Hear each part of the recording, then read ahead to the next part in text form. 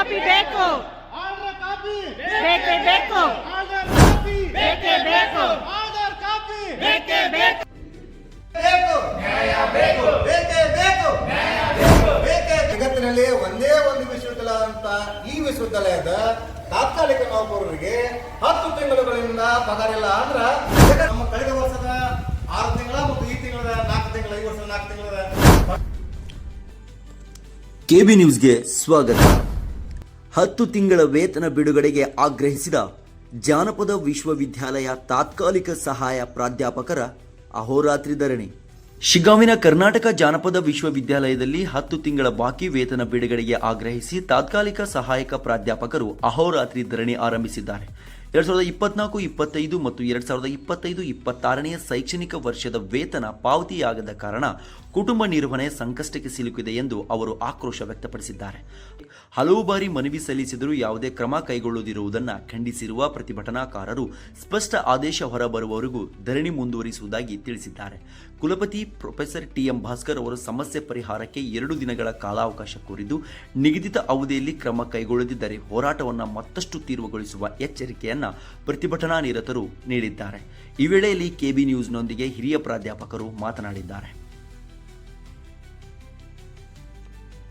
ನಮಸ್ತೆ ಸರ್. ನಮಸ್ಕಾರ. ಈಗ ಏನ್ ಸರ್ ನೀವು ಅಲ್ಲಿ ಗೊಡ್ಗೋಡಿ ಯೂನಿವರ್ಸಿಟಿಯಲ್ಲಿ ನೀವು ಪ್ರತಿಭಟನೆ ಮಾಡ್ತಾ ಇದ್ದೀರಲ್ಲ ಸರ್, ಧರಣಿ ಕೂತ್ಕೊಂಡಿದ್ದೀರಲ್ಲ, ಈಗ ಅದು ಏನ್ ಇಶ್ಯೂ ಸರ್ ಅದೇ? ಸರ್, ನಾನು ಡಾಕ್ಟರ್ ಎಚ್ ಎಸ್ ನದಾಫ್ ಅಂತ. ಹಾ ಸರ್. ಕರ್ನಾಟಕ ಕರ್ನಾಟಕ ಜಾನಪದ ವಿಶ್ವವಿದ್ಯಾಲಯದಲ್ಲಿ ತಾತ್ಕಾಲಿಕ ಸಹಾಯಕ ಪ್ರಾಧ್ಯಾಪಕನಾಗಿ ಕಳೆದ 8 ವರ್ಷದಿಂದ ಮಾಡ್ಕೊತಾ ಬರ್ತಾ ಇದ್ದೇವೆ. ಓಕೆ. ಈಗ ಕಳೆದ 2 ವರ್ಷದಿಂದ 2024, 25, 26, 26ನೇ ಸಾಲಿನ 2 ಸೆಮಿನಲ್ಲಿ ಬರುವಂತ 12 ತಿಂಗಳಲ್ಲಿ 10 ತಿಂಗಳು ಮಾತ್ರ ಪೇಮೆಂಟ್ ಮಾಡ್ತಾರೆ ಸರ್.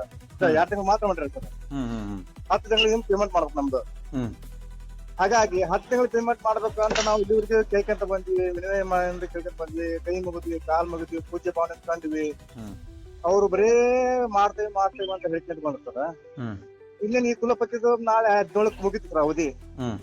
ಈ ಕುಲಪತಿ ಹೋದ್ಮೇಲೆ ಮತ್ತೆ ಬೇರೆ ಕುಲಪತಿ ಬಂದಂದ್ರ ನಮಗೆ ನ್ಯಾಯ ಸಿಗಂಗಿಲ್ಲ ಸರ್. ಯಾಕಂದ್ರೆ ಅವಾಗ ಆಗ್ಬಿಟ್ರಿಪ್ಪ ಅಂತ ಕೇಳ್ತಾರ ಸರ್. ಹಾಗಾಗಿ ನಾವೀಗ ಕಠೋರವಾಗಿ ಏನ್ ಮಾಡ್ತೇವೆ ಅಂದ್ರ, ಈ ಕುಲಪತಿ ಇರೋದ್ರಾಗ ನಮ್ಗೆ ಪೇಮೆಂಟ್ ಮಾಡ್ರಿ ಅಂತ ಇಟ್ಕೊಂಡು ಅಹೋರಾತ್ರಿ ಧರಣಿಯನ್ನ ಕಳೆದ ಶನಿವಾರದಿಂದ ಅಂದ್ರೆ 11/7/2026 ಆರಂಭ ಮಾಡಿದ್ವಿ ಸರ್. ಶನಿವಾರ, ಐತಾರ, ಸೋಮವಾರ, ಇವತ್ತು ಮಂಗಳವಾರ, ಇವತ್ತಕ್ಕ ಮುಂದುವರೆದ ಸರ್. ಇನ್ನು ನಮ್ದು ಅವ್ರ ಹಂಗೆ ಸುಮ್ಮನೆ ಬರ್ತಾರ ಸರ್, ಭೇಟಿ ಹಾಕಾರ ನಾವು ನಿಮ್ ಮಾಡ್ಕೊಡ್ತೇವಿ, ಬಿಡ್ಬಾಡ್ರಿ, ಇದು ಹಿಂತಕ್ಕೋರಿ ಅಂತಾರೆ ಒಳ್ಳ ಬಂದು.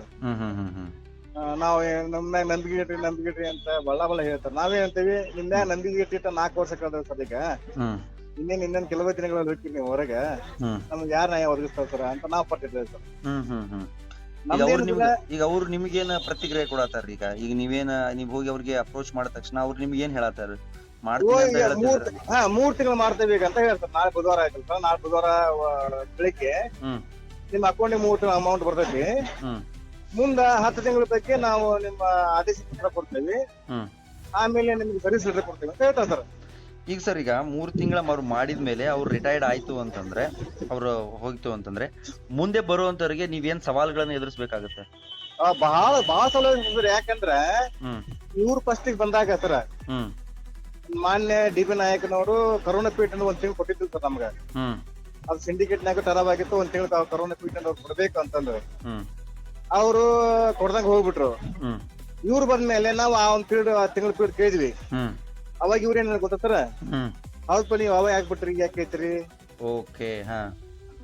ಹಂಗ ನಾಳೆ ಬಂದವನು 10 ತಿಂಗಳಲ್ಲ 1 ತಿಂಗಳು ಕೊಡಾಕ ಇವ್ರು ಹಿಂಗ ಅಂದ್ರು. ನೆಕ್ಸ್ಟ್ ಬಂದಂತ 10 ತಿಂಗಳು ಕೊಡಾಕ ಪ್ರಶ್ನೆ ಮಾಡ್ತಾನ್ರಿ ಅವನು. ಹೌದು. ಅವೇ ಆಗ್ಬಿಟ್ರಿಪ್ಪ ಅಂತ ಕೇಳ್ತಾರ್ರಿ. ಹಾಗಾಗಿ ನಮಗ ಅಭದ್ರತೆ ಬಾಳ ಕಾಣಕತ್ತಿ ಸರ್. ಈಗ ಹೋಗಿದ ಮೂಲಕ ನಮ್ಗೆ ಒಟ್ಟ ಸ್ಯಾಲ್ರಿ ಆಗೋದು ಬಾಳ ಕಷ್ಟ ಅನ್ನುವಂತ ಒಂದು ಸ್ಥಿತಿ ನಮ್ಗೆ ಎದುರಾಗಿದೆ ಸರ್. ಈಗ ಮುಂದಿನ ನೀವು ಏನ್ ಕ್ರಮ ತಗೋತೀರಿ? ಅವ್ರ ಅಕಸ್ಮಾತ್ ಅವ್ರು ಮಾಡ್ಲಿಲ್ಲ ಅಥವಾ ಅಂದ್ರೆ ಮುಂದೆ ನಿಮ್ದು ಏನ್ ಕ್ರಮ? ನಾವು ಅದನ್ನ ಮಟ್ಟ ಅಹೋರಾತ್ರಿ ಧರಣಿ ಇರೋದು ಸರ್. ಅವ್ರು ಮಾಡ್ಲಿಲ್ಲ ಅಂದ್ರು ಈಗ ನಾಳೆ ಬುಧವಾರ ಟೈಮ್ ಕೊಟ್ಟಾರ ಸರ್. 3 ತಿಂಗಳದ್ದು. ಆಮೇಲೆ ಕಳೆದ 7 ತಿಂಗಳದ್ದು ನಾವು ಭದ್ರತೆ ಒದಗಿಸ್ಕೊಡ್ತೇವೆ, ಲೆಟರ್ ಬರ್ದು ಕೊಡ್ತೇವೆ ಅಂತ ಹೇಳ್ತಾರೆ ಸರ್. ಅವ್ರು ಯಾವ ರೀತಿ ಬರ್ದು ಕೊಡ್ತಾರ, ಯಾರು ಸಹಿ ಹಾಕೊಡ್ತಾರ, ಯಾರು ವಸ್ತು ಇಟ್ಕೊಂತಾರ, ಅದನ್ನ ನೋಡ್ಕೊಂಡು ನಾವು ಮುಂದೆ ತೀರ್ಮಾನ ತಗೋತಾರೆ ಸರ್.